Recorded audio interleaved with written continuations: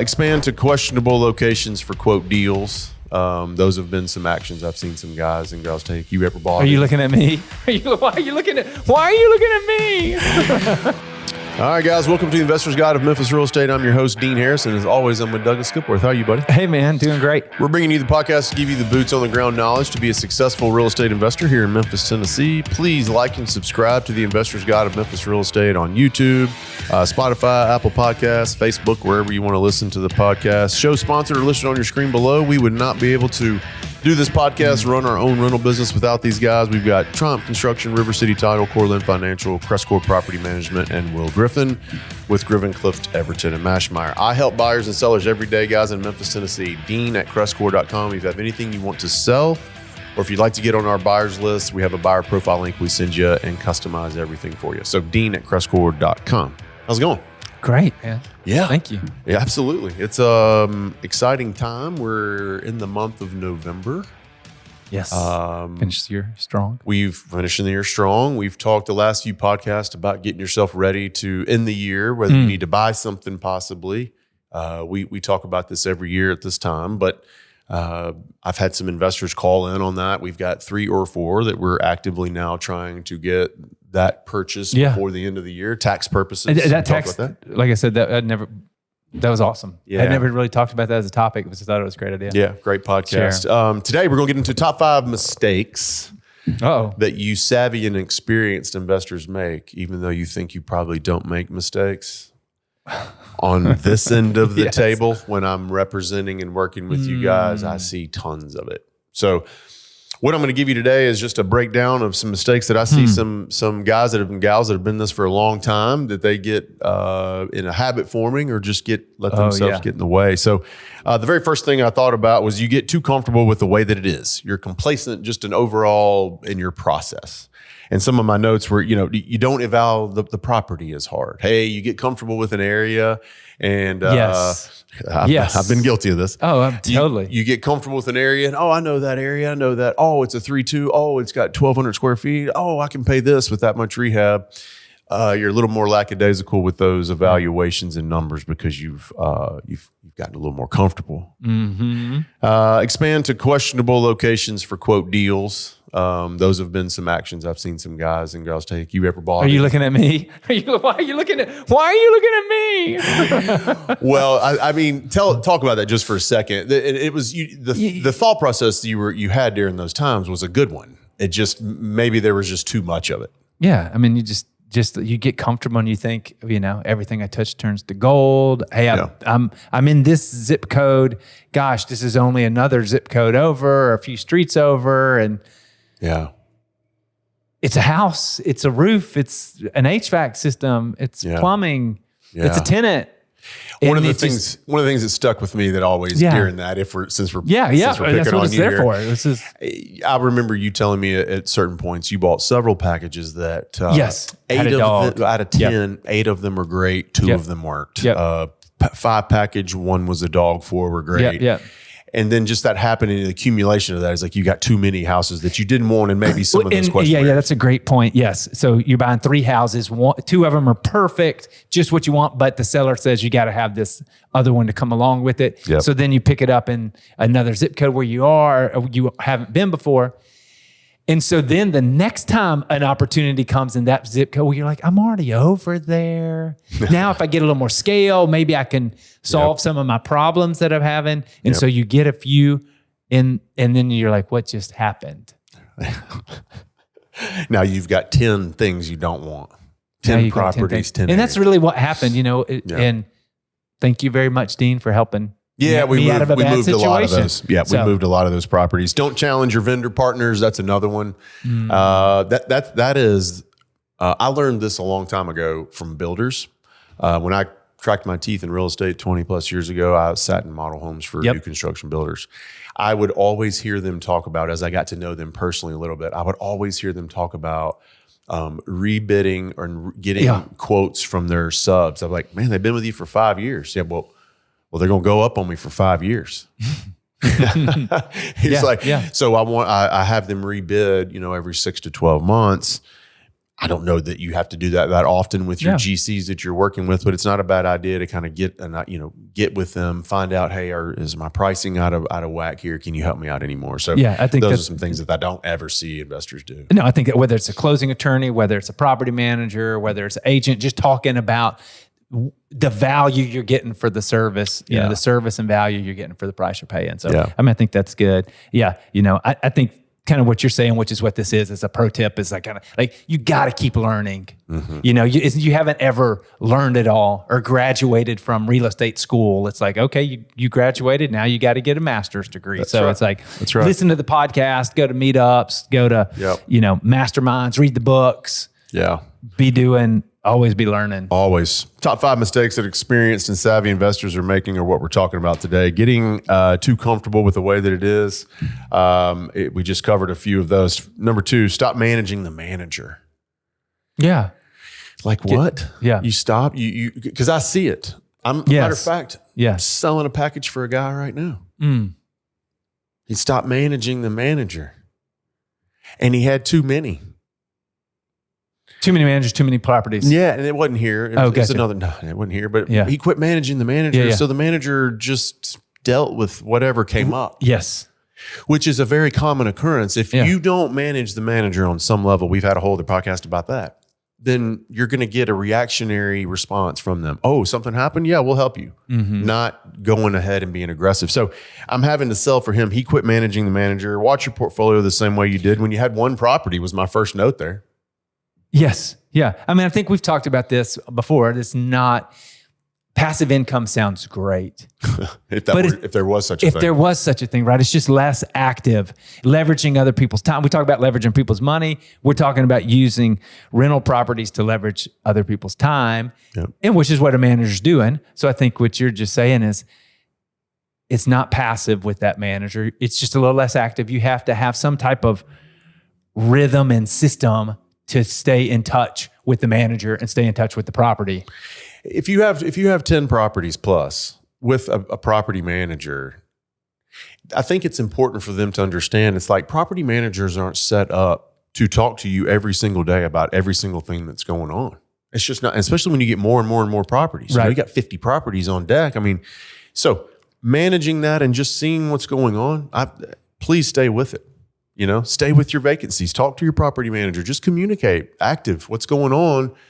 This fella here did not. He had 8. We're having to sell them for less. It's just not a good situation, and he just didn't pay attention. So, number 3, property condition slips. This one is super common.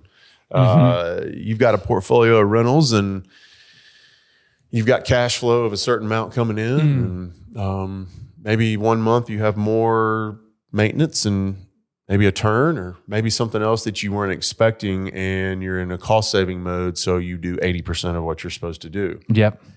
Then what happens in 3 or 4 months when that happens again on another set of your properties and another set and another set and another set? Then after a 3 or 4 year stretch, you've got a continuous defer maintenance. Someday you got to pay the piper. Yeah. I just experienced a little bit of that. It's just the way it works. I just experienced a little bit of that. Personally. Oh man, had to sell some stuff. And you told me about those. Because the condition, I began to take over some management of the condition of it. It was just the prior management deferred, almost negligently, but deferred. So then there's just no way out of it, right? Other than complete and total reset. Is really what it turns into. So when you do that with your single family properties and you don't do the exact same thing every single time that you're supposed to do with every single property, and you start looking at it as a whole instead, you're going to get yourself in trouble. Get yourself in trouble. I think that might be the most powerful statement of the podcast today is that when you start looking at your portfolio as a big portfolio and you stop treating each house like each individual investment property, that's when you can get yourself in trouble. Yeah. Because you're not not looking at one home and what it's doing for you and treating it like a business. And you should. Everyone's its own little business. Yeah. And if you have 25, it's super easy to go, oh man, I'm bringing in this cash flow. I'm doing this here. I'm a little tight. I don't want to do. Well, you just halfway did something on one of your properties when you're looking at it really, my portfolio. Yeah. Maybe the most important thing to take out of there. Property condition slips, not maintaining the property as well, cutting corners for profit. Yeah, not performing preventive maintenance. I think that was where you were going with that one. Yeah. And I think I was going to say that's to me, that's another pro tip, because what you said, most people want to cost save. Yeah. You're always looking to cost save, especially when you got a big portfolio. Oh, I can stop doing preventative maintenance every quarter. Yep.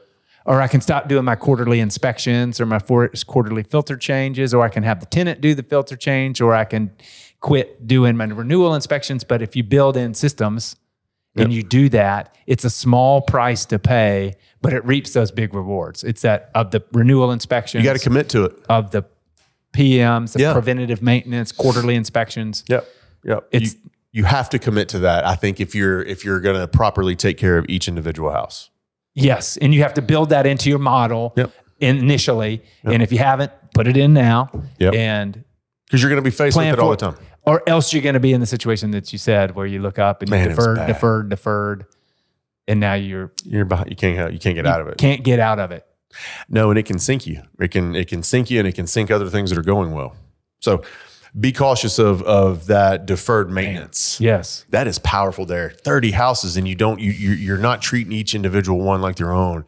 You're making decisions on a portfolio. Yeah. Or you start, like I said, you do $100, I'm just making up a number, $100 quarterly inspection times 10 houses. Well, that's $1,000 a quarter. That's $4,000 a year. I'm not going to do that. Or I'm only going to do it once a year to save the money that then comes around and bites you on a $10,000 repair. 100%. That you're like, man, I wish I had done everything little. Yeah, we all fall victim to that, right? Because it's easy to look, like you said, see the forest instead of the trees. Because I'm low on cash flow this month, and I want to make this certain amount, so I'm going to halfway do something.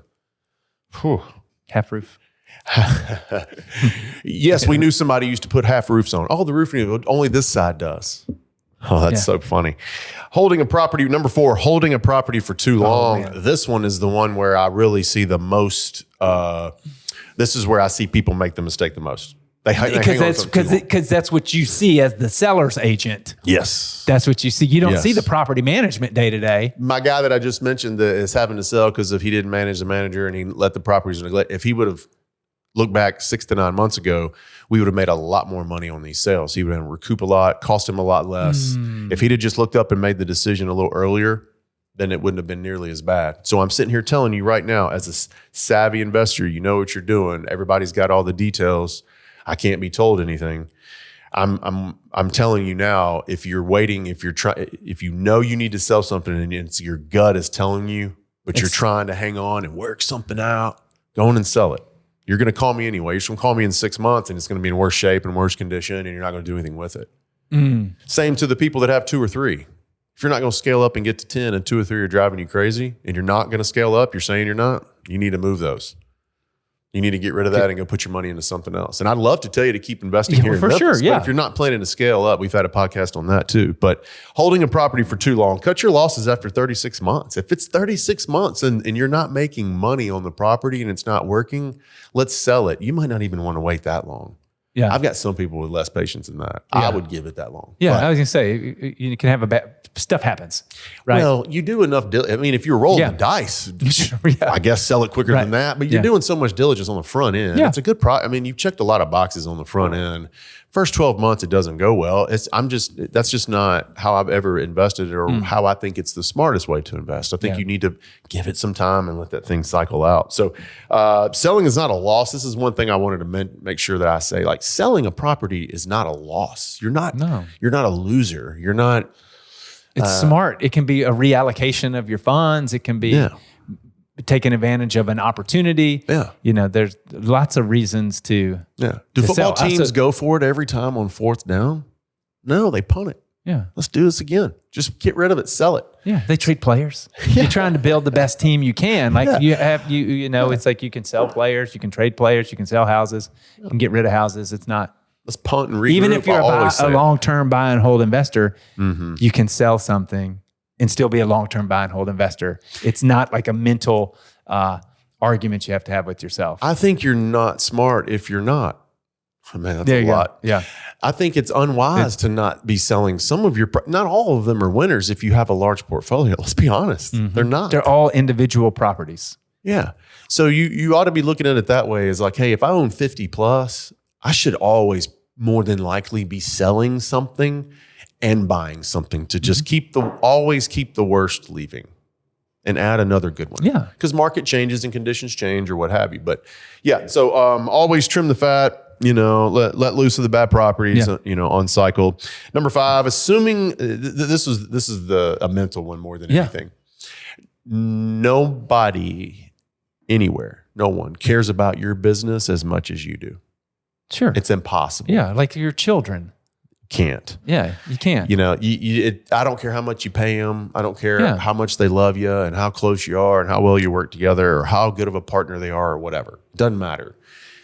Confusing that is where I've seen some investors that's good. Suffer, Yeah. Trusting the wrong people, trusting too much in the right person here or there, whatever it may be, I think is what I've seen the most of. Unclear, undefined expectations, putting your expectations on somebody else. And I think that all goes to that. Like you're saying they don't care as much, which is true in the sense of this is my baby. This is my thing. It's mine. There's something with ownership. But property managers, contractors, others, agents can have better systems than you do. They can have better processes. They can have better contacts, better networks. So they can do things better than you can. Again, you're leveraging their time. Do what only you can do as the property owner. Yeah. Let the manager manage. Let the agent find deals. Let the contractor contract. Just know what's going on. Just know what's going on. Do what only you can do. Yeah. I think if you assume that and you do that, I think you'll be okay. Yeah. Trusting that and thinking someone else is thinking for you totally. And this is, as an out-of-state investor, you might think is the right thing. Hey, I just want them to out of sight, out of mind. Like, be careful with that. Be careful with that. That's what you're saying. Yeah, I am. Okay, good stuff. Top 5 mistakes that experienced and savvy investors make. I hope we maybe gave you some things to think about. And some of you guys, if you're newer, if there's anything that's registering on you here and you need to discuss it, dean@crestcore.com. We'll get to talking about it. Anything else? Great. All right. Anything else, you guys let me know. Shoot me an email and we'll see you soon.